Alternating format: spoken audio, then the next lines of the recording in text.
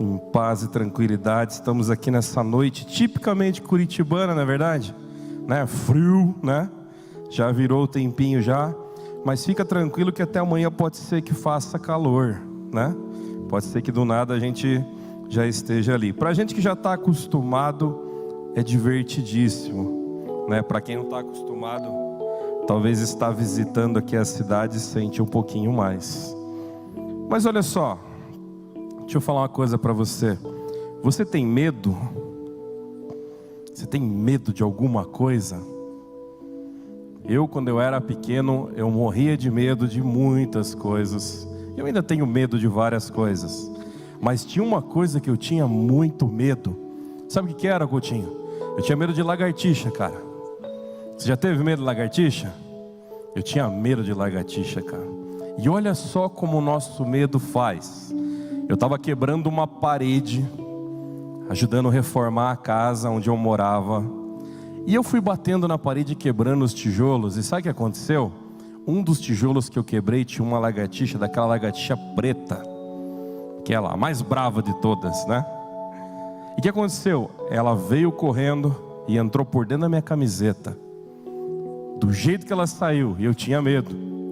Nisso que bateu, eu estava com uma marreta na mão. E o que eu fiz com a marreta? Pum, dei com a marreta. Adiantou? Adiantou para ela subir e fazer o quê? Entrar na minha boca. Aí o que eu fiz com a marreta? Dei no meio da minha boca com a marreta e quebrei meu dente. Cortei minha boca. O medo é um negócio complicado, né? Porque qual perigo tinha naquela lagartixa? Nenhum. Não tinha nenhum. Garanto para vocês que o bichinho é inofensivo. Uns vão achar bonitinho, outros não, mas é inofensivo. E eu lembro, sabe o que aconteceu? Que depois daquele dia eu perdi o medo de lagartixa. Cheguei até a pegar algumas na mão e colocar na mão e fazer as coisas. Eu falei, eu preciso vencer esse medo. Não posso crescer. Já pensou? Eu tô com a minha mulher do lado e a gente passando um lugar, eu pulo no colo dela por causa de uma lagartixa? Ia ficar muito esquisito, né? A gente tem medo e todos nós temos medos. Às vezes a gente consegue falar sobre esses medos. Às vezes eles são tão profundos que a gente não consegue nem falar. A gente torna ele como se fossem traumas. Olha que interessante. Será que a gente consegue vencer esses medos? A Bíblia é nosso grande manual. E eu queria convidar você hoje a gente ler uma história onde pessoas passaram muito medo na Bíblia. E como eles fizeram para vencer esse medo. Acompanha comigo aqui. Você vai abrir lá no livro de Marcos. Mateus, Marcos, o segundo livro ali do Novo Testamento. A gente vai abrir em Marcos 4. E olha só, o livro de Marcos, né? Ele é conhecido como o Evangelho Querigma, onde começa a se falar sobre as coisas de Jesus e relatar a profundidade de quem Jesus era. Uma coisa interessante é que a gente não sabe exatamente, né, aonde o Evangelho de Marcos foi escrito, mas deduz que é mais ou menos ali 60, 70 depois de Cristo. É um período ali que vários apóstolos começam a relatar e escrever as coisas que eles viveram e viram. Quando a gente lê a palavra Marcos na Bíblia, tem algum Marcos aqui, ou Marco, ou Marcos, tem um Marcão nosso, está lá atrás, né? Tem vários, é um nome conhecido, é comum. E Marcos significa o quê? Significa o grande guerreiro, se a gente olhar na tradução dele, ou o grande martelo, porque o martelo era uma das ferramentas de guerra. Se fazia guerra naquela época, e diferente de hoje que eles mandam o dronezinho, fazem um monte de coisa, os caras iam sair na martelada mesmo um com o outro. Então o grande guerreiro, os grandes guerreiros carregavam um grande martelo. Então esse era o nome que tinha. Mas esse nome era o sobrenome dele. O nome dele de verdade era João. E várias vezes você vai ler na Bíblia, aparece o Evangelho de João Marcos. Se a gente olhar no hebraico, o nome dele é Johan. Um nome que é até conhecido, eu conheço alguns Johans. Então, por que isso acontecia? Porque Johan, se a gente olhar na tradução, vai dizer que é aquele ao qual Deus se revela, ou aquele que Deus revelou, ou aquele que Deus mostrou a sua graça. E toda vez que a gente começa a estudar esses nomes na Bíblia, a gente vê a história desses autores e vê que elas têm muito a ver, né? Ou seja, João Marcos é aquele o qual Deus revelou a ele qual era o sentido da graça. Quando você lê o livro de Marcos, é um dos que mais fala sobre isso. A gente entende o sentido da graça, que é algo imerecido, do algo que Deus trouxe para nós, através desse livro. Em especial, a gente vai ler o capítulo 4. Capítulo 4 e o 5, a gente tem algumas parábolas. Jesus falava através de parábolas quando pregava, para que as pessoas tivessem o melhor entendimento. E aí a gente acaba vendo que nesse capítulo 4, ele tem uma divisão, onde a gente vai ver ele falando o sermão às pessoas que estão sentadas ali, muito interessante. Ele vai trazer também uma parábola sobre a lamparina, que ele conta, a parábola do grão de mostarda também ali. E se você acompanhar comigo aqui, no capítulo 4, a partir do versículo 25, você vai ver que não é uma parábola. Desculpa, vamos ler a partir do 35, vamos ler do 35 até o 41, tá? Se você trouxe sua Bíblia, acompanha comigo. Se você está com o seu aplicativo, abre do celular. Senão eles vão colocar o texto ali na tela também, tá? Naquele dia, ao anoitecer, disse ele aos discípulos: vamos atravessar para o outro lado. Deixando a multidão, eles levaram no barco assim como estava. Outros barcos também o acompanhavam. Levantou-se um forte vendaval, e as ondas se lançavam sobre o barco, de forma que esse foi enchendo de água. Jesus estava na popa, dormindo, com a cabeça sobre um travesseiro. Os discípulos o acordaram e clamaram: mestre, não te importas que morramos? E ele respondeu, levantou e respondeu, e repreendeu o vento, e disse ao mar: aquieta-te, acalma-se. E o vento se aquietou, e fez-se completa a bonança, ou seja, a calmaria. Eles estavam, então perguntou aos seus discípulos: por que vocês estavam com medo? Ainda não têm fé? Eles estavam apavorados e perguntavam uns aos outros: quem é este que até os ventos obedecem? De todo esse trecho do 4, que é muito interessante a gente ler, essa parte do 35 até o 41, mostra um grande medo, mostra uma grande tempestade. Alguns de vocês já andaram de barco? Já andei de barco, já passei muito medo com barco.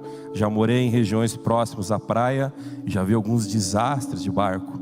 Nesse barco que eles estavam a oeste do Mar da Galileia. O Mar da Galileia, na realidade, ele é um lago bem grande, mais ou menos 160, 170 quilômetros quadrados de toda essa extensão. E em volta dele é cheio de montanhas. E o que acontece se você tem um lago e você tem montanhas muito altas em volta, e quando o vento canaliza por essas montanhas, o que faz? Sempre vai surgir grandes tempestades. Todo lugar que tem essa característica de relevo, você vai ter grandes tempestades.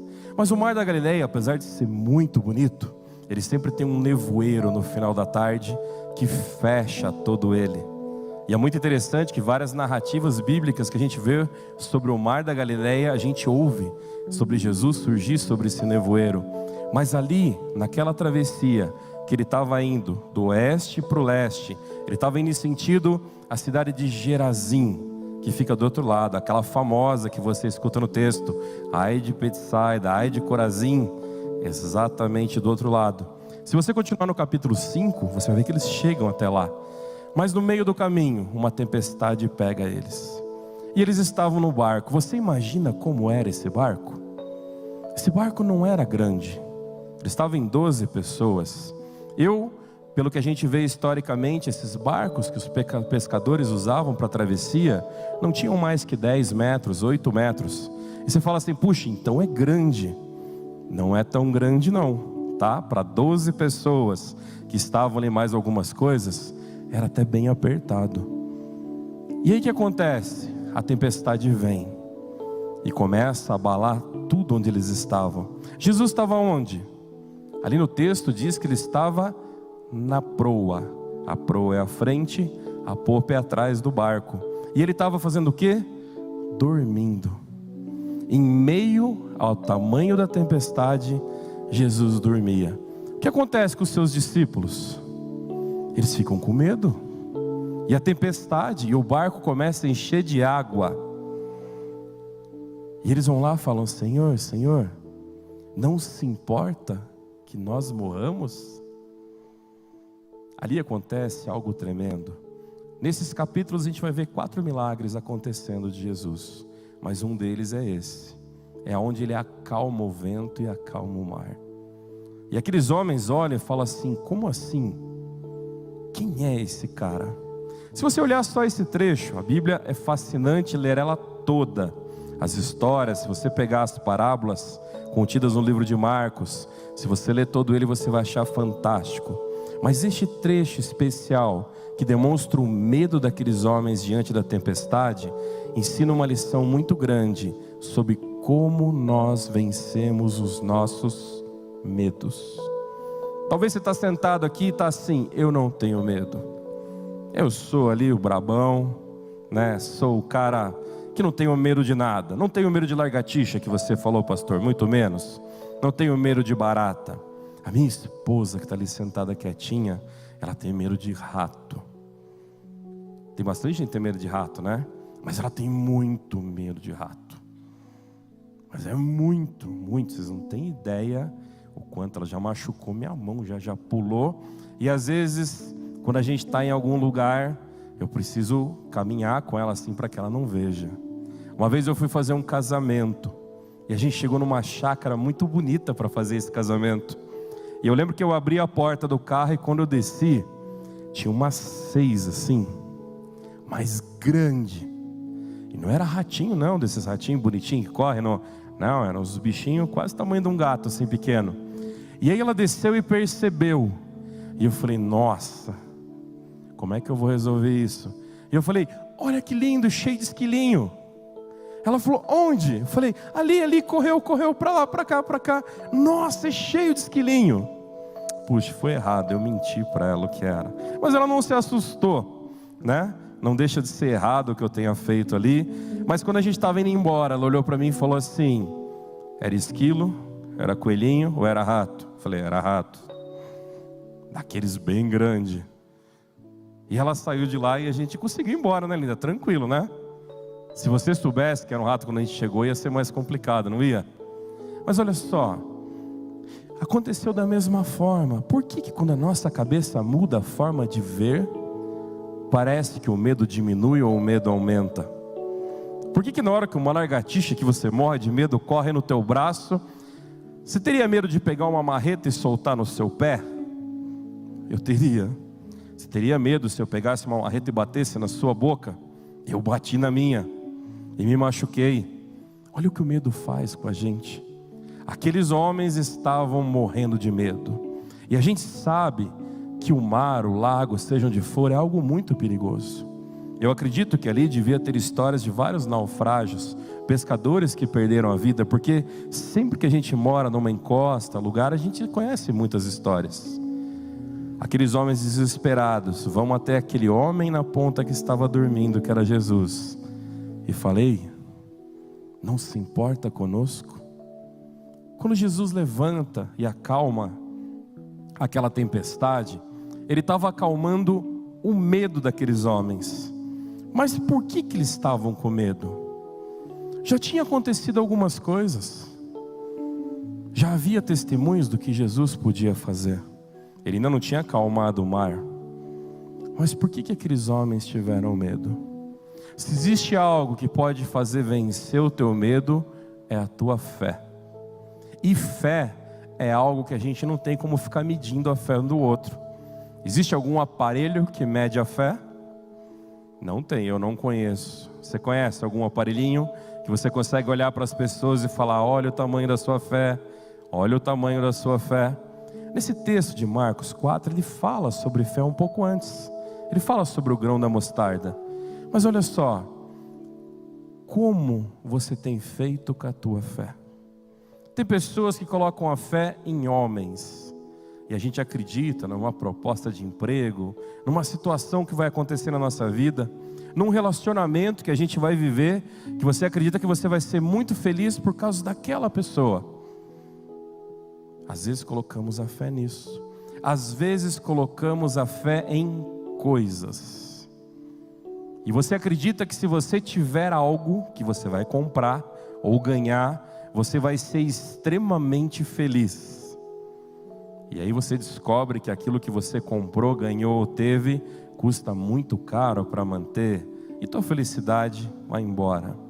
Às vezes o ser humano coloca a fé em si mesmo. Muitas vezes a fé numa placa de igreja. Não é isso. A gente já falou sobre comunhão, já pregamos o porquê da igreja, o porquê do corpo, por que precisamos. Então eu pergunto, aonde está a sua fé? Não é qual é o tamanho da sua fé, aonde está? Aqueles discípulos, naquela noite, naquela tempestade, sabe, a fé deles não estava completamente em Jesus. Acordar Jesus para dizer ele vai fazer alguma coisa, não era o que o texto diz. Eles acordam Jesus para dizer assim: não te importas que morramos? Ou seja, você não está ligando que talvez você vai morrer também, cara? Era essa a intenção ali.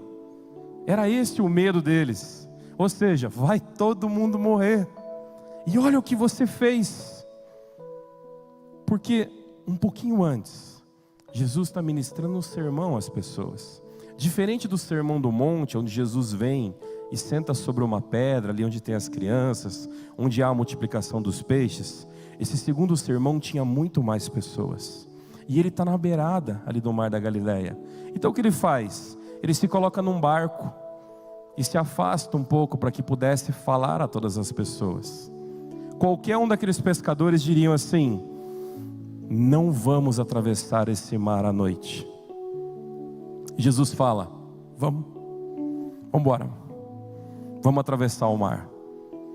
Ali Jesus começa a colocar à prova a fé daqueles homens que estavam com ele. Muitas vezes as tempestades que vêm na nossa vida, e elas vão vir, vêm para as pessoas boas e para as pessoas ruins, vêm para as pessoas que você ama, igual essa coisinha linda aqui, ó. Não é verdade? Cadê a bateria? Ah lá, essa aí vai ser baterista. Vocês viram ali já, né? Os bateristas aqui de plantão. Cuidado que essa vai ser a nossa maior baterista aqui. Mas olha só, muitas tempestades que vêm na sua vida, ela fortalece a sua fé e ela leva embora os seus medos. Hoje a gente vive uma geração que diz assim: ei, eu tenho meus traumas, respeite meus traumas. Você não tem ideia do que aconteceu na minha vida, a minha história, você não sabe o que eu passei. E realmente a gente não sabe, a gente não conviveu junto. Às vezes até vivemos próximos e conhecemos alguma coisa. Eu e minha esposa, a gente se conhece desde criança, a gente conhece muito da história um do outro, de ter visto um com o outro que o outro viveu.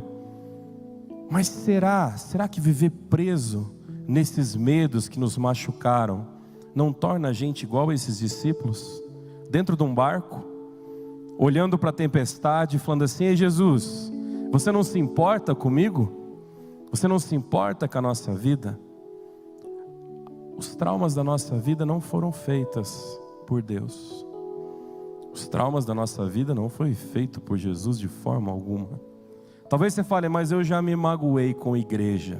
Você se magoou com pessoas, e pessoas magoam pessoas. E não dá para colocar a culpa em Deus, porque não foi Ele que fez. Imagina se eu olhasse agora e falasse assim: levanta a mão quem aqui tem medo do trauma de alguma coisa. Alguns levantariam a mão. E eu falasse assim: a partir de agora, a culpa desses medos é sua. E colocasse em alguém. Ia ser justo? Não é justo. Então a gente não pode fazer isso. A gente tem que olhar aonde está a nossa fé. Para isso, a gente sabe, a minha fé tem que estar no nosso Senhor Jesus. Quando eu estou em comunhão na igreja, a minha fé tem que estar no nosso Senhor Jesus. Deus usa pessoas na vida de pessoas, mas a minha fé tem que estar alicerçada nele. Quando a gente olha para as dificuldades, para as tempestades, puxa, alguém vai vir me ajudar, algo vai mover, algo vai acontecer, eu vou fortalecer e vou tentar sair, mas a minha fé precisa estar em Jesus. Porque muita gente fala, na dificuldade todo mundo some, a gente fica sozinho. Mas às vezes é bom ficar sozinho e saber que o único lugar que você pode colocar a tua esperança é Jesus. Porque parece que enquanto tiver alguém do teu lado, com a mão estendida olhando para você, é nessa pessoa que você vai colocar a fé. Não faça isso, porque você vai se decepcionar. E você vai cobrar de alguém algo que às vezes ela não pode fazer. Talvez essa pessoa te ama, ela quer te ajudar com todas as forças. Quer ver um exemplo? Vamos pegar, a própria palavra fala, né? Qual é o pai que o filho pede um pão e o pai dá pedra? Vamos olhar no dia de hoje. Qual é a mãe sentada aqui, que seu filho chegar para você e falar assim: mãe, eu quero algo que vai me fazer mal.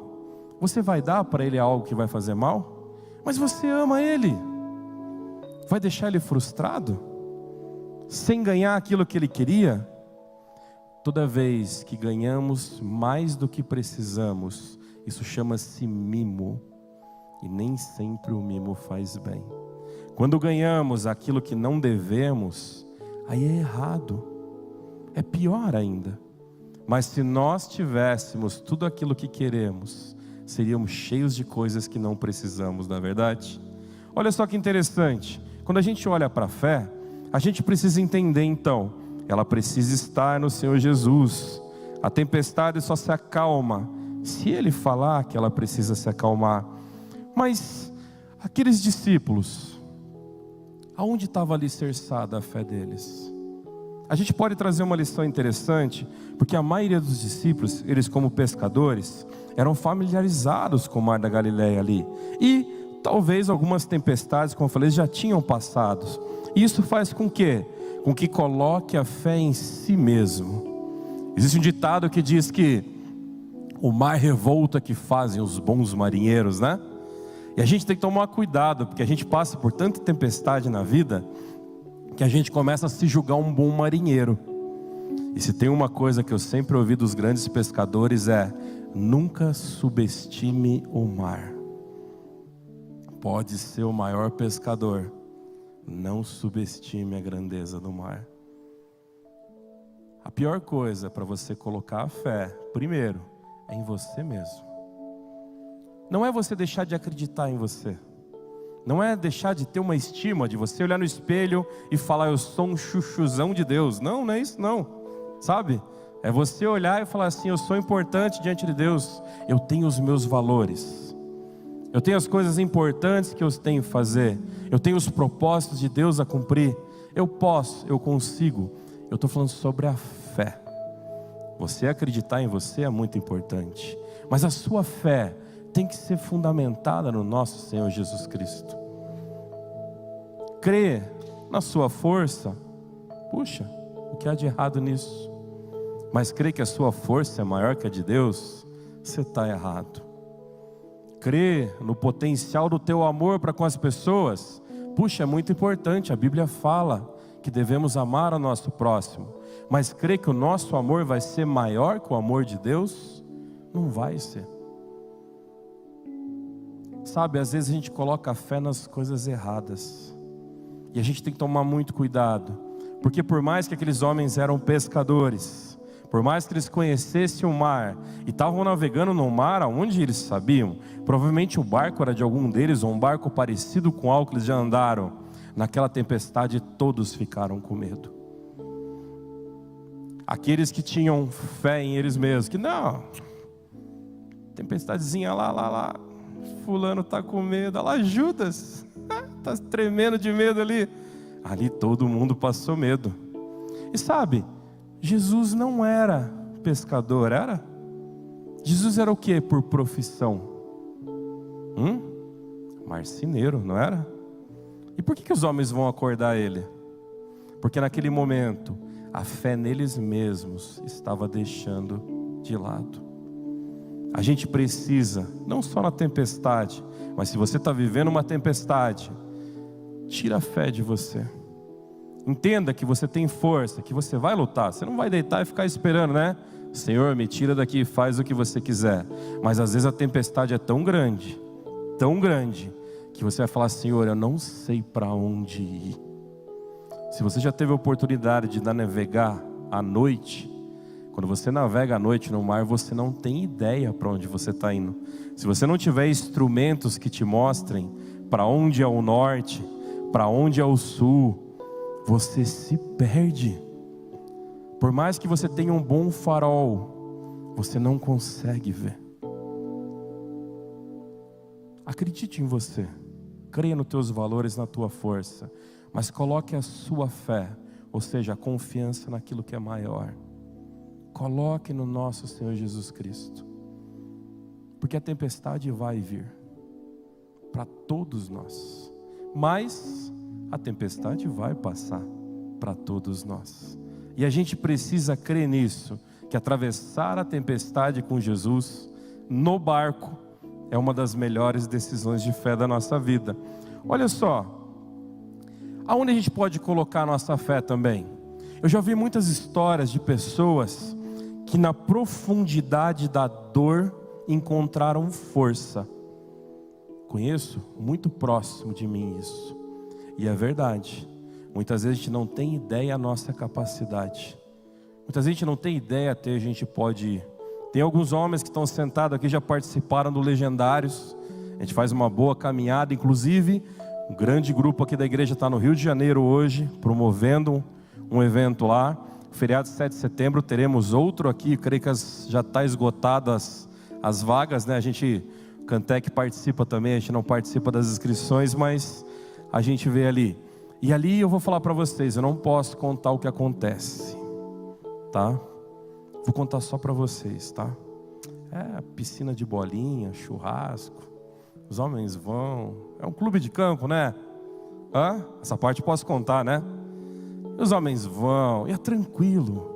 A gente canta musiquinhas enquanto anda, a gente ora, toca o violão, você ganha um monte de abraço quando você está triste. É fantástico, até eu posso contar, o resto eu não posso contar mais. Mas sabe, todos os homens quando terminam, e aí eles veem o que eles fizeram, eles falam assim: eu não acredito que eu consegui. Tem pessoas que baseiam a sua fé no medo, ficam esperando o extremo acontecer. Para que você prove que é possível, você vai ter que fazer muita força. É aquela pessoa que não acredita. Por mais que todo mundo fale, por mais que Deus fale, por mais que fale na palavra, por mais que ela entenda isso que Deus quer para a minha vida, ela fala: não, Senhor, não creio. Por quê? Por medo? Medo de reconhecer que existe um Criador? Medo de reconhecer que existe alguém muito mais poderoso e imenso que a gente? Qual é a dificuldade nisso? Quando a gente luta contra isso, aí é um outro sermão que a gente pregou esses dias, é sobre o ego, e aí é complicado. Não deposita a sua fé no medo, e não deposita a sua fé no medo dos outros, porque ainda existe aquela pessoa que crê na própria força baseado no medo do outro, ou seja, as pessoas têm medo de mim.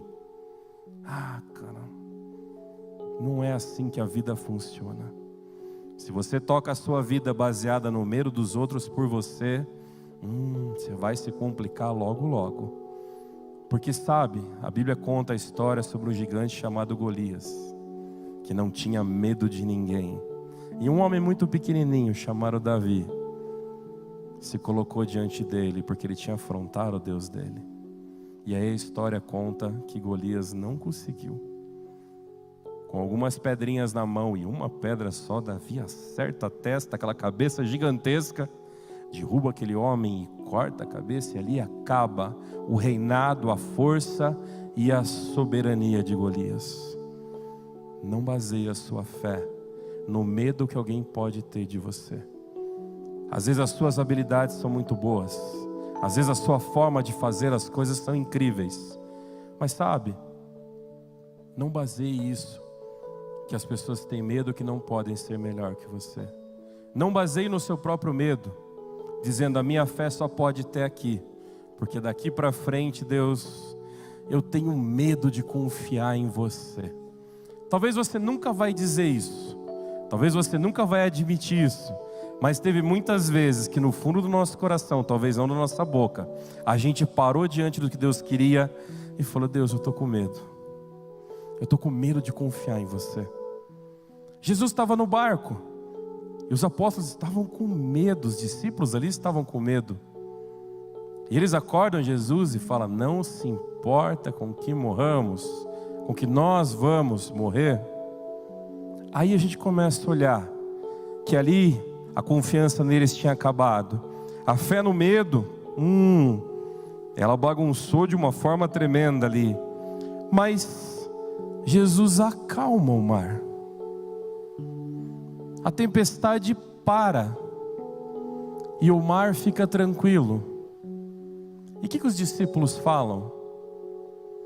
Que homem é esse?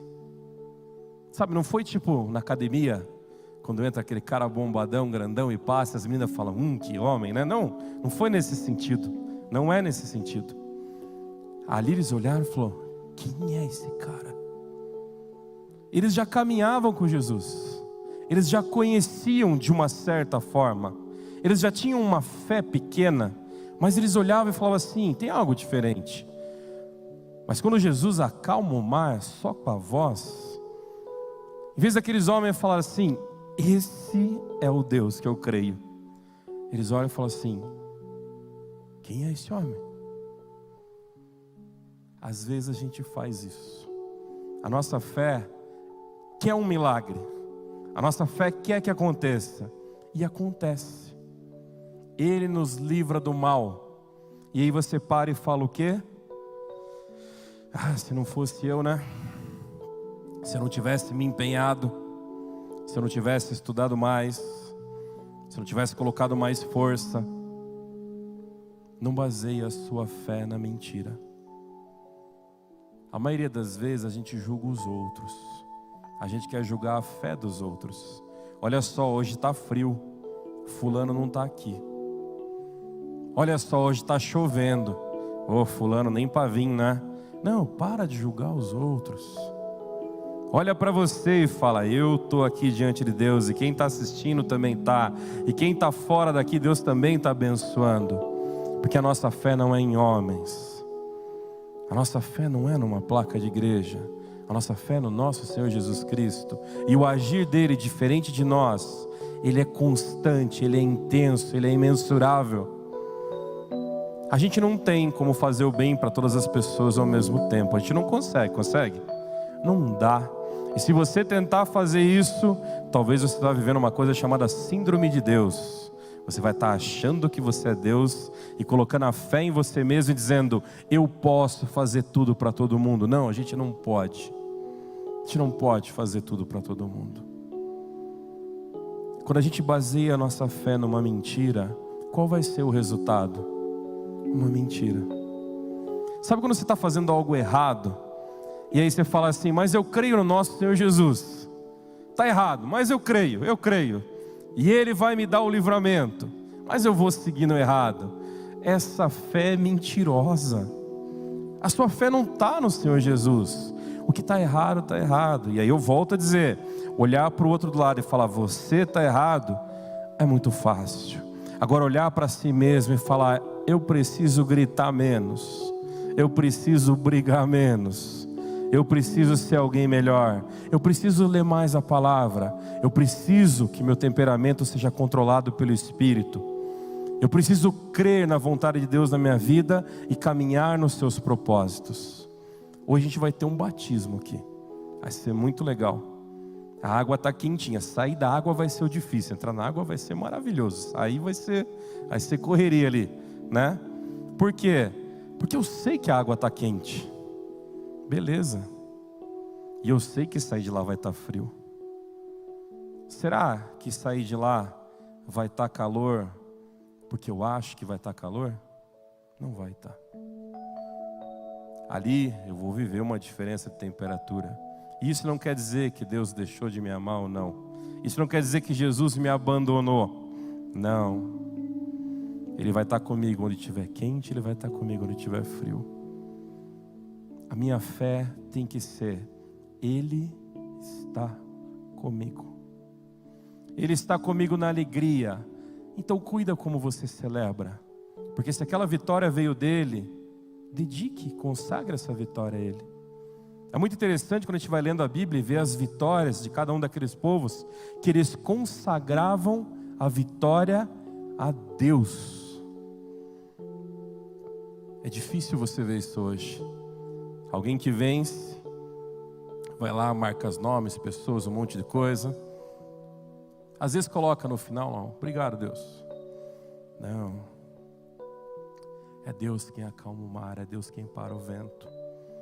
Mas é Ele também quem controla a tempestade.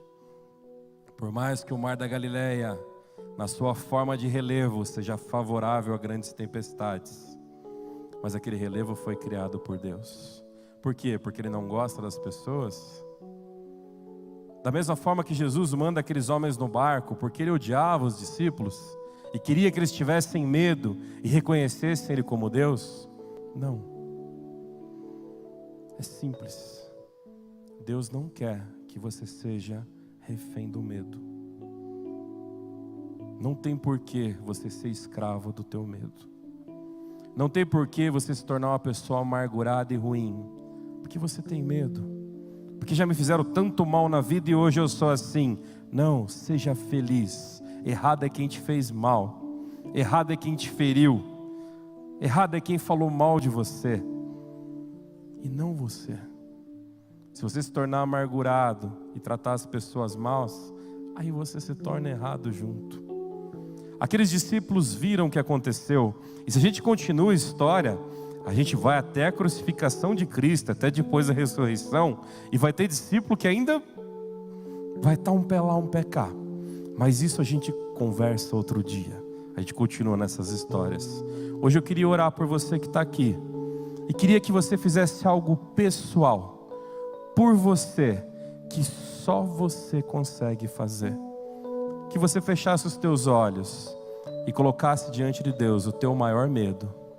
E falasse: Senhor, acalma essa tempestade no meu coração.